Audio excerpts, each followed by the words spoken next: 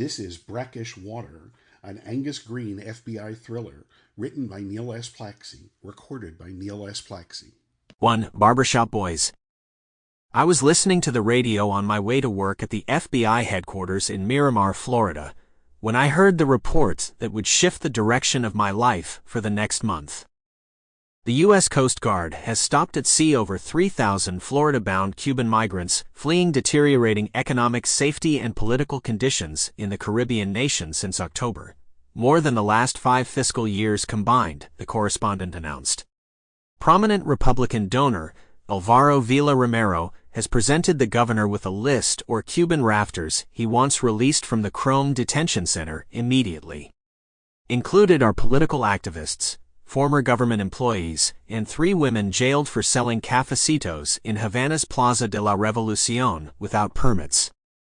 Because this is South Florida, the correspondent, a woman of Cuban extraction herself, pronounced cafecito and revolucion flawlessly. I was studying Spanish myself with an online app, and as I pulled into the parking garage, I repeated those words several times until I thought I had the pronunciation correct. By the time I reached my office, down a warren of narrow hallways, my cell phone was ringing. With a sinking heart, I saw the display read, "Jesse Venable." "I just got into the office, Jesse," I said in lieu of greeting. "I can't talk now." "Just hear me out, Angus," he said. "It's about this gay kid at Chrome. You gotta help me get him out of there. When the universe sends me 2 messages within minutes about the same topic, I listen." I dropped my shoulder bag on my desk and sat down. "Talk." "His name is Ulysses Diaz, and until a couple of weeks ago, he worked at the Museum of Decorative Arts in Havana."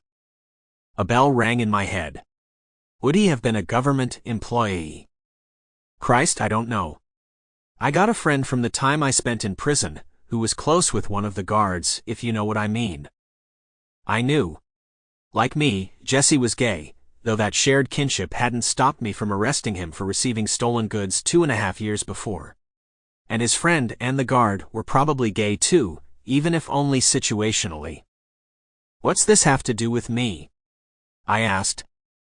"My friend's friend is now a guard at Chrome, and he got to know this kid Ulysses. He's a good guy, a sweetheart, and he left Cuba on a raft because somebody was trying to kill him there. He's afraid they're going to send him back, where he's as good as dead. And I'm scared that nobody's going to care about one gay kid when the governor is putting pressure on releasing these people who have political pull. I don't have anything to do with immigration, Jesse. Right?" Sample complete. Ready to continue?